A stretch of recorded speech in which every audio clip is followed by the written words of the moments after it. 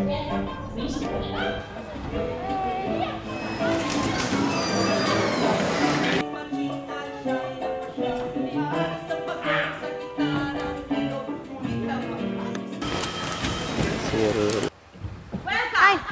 to PETA Chatter Center. Ako si Lot Lot, PETA member ako. Hello. Hey. I'm Iya. And Hi. I'm Anya. Your challenge for today is improvisation.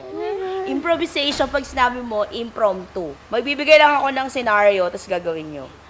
So, ang Yeah. challenge ko, ipapakilala nyo ang sarili ninyo na kayo ay 11 years old.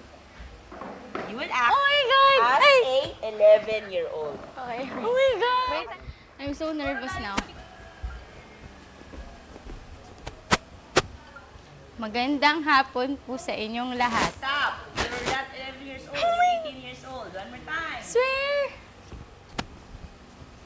Magandang hapon sa inyong lahat. Stop! You're not a retard. Oh my God!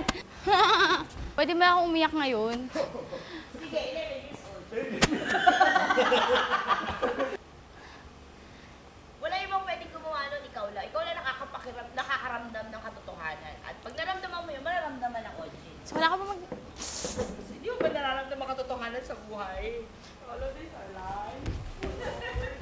7 and... Ay, wala! May queuing yung ano! Magandang hapon sa inyong lahat.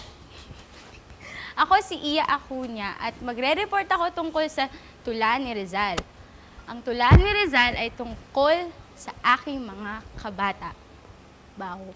Hey, betterer! Nice! Okay, teacher, susumbong mo sa akin. May nakabasag ng bantayog siya. Teacher! Binasag niya yung bantayog! Nakita mo yung legs niya? Ang laki! 11 years old, di high school. Don't touch me.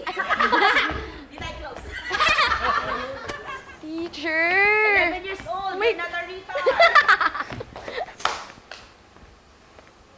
Teacher, may nakabasag po nung bantayog. Okay, better.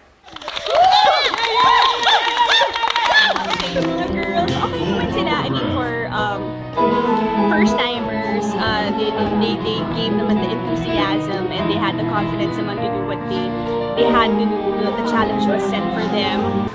Improvisation challenge, check! La la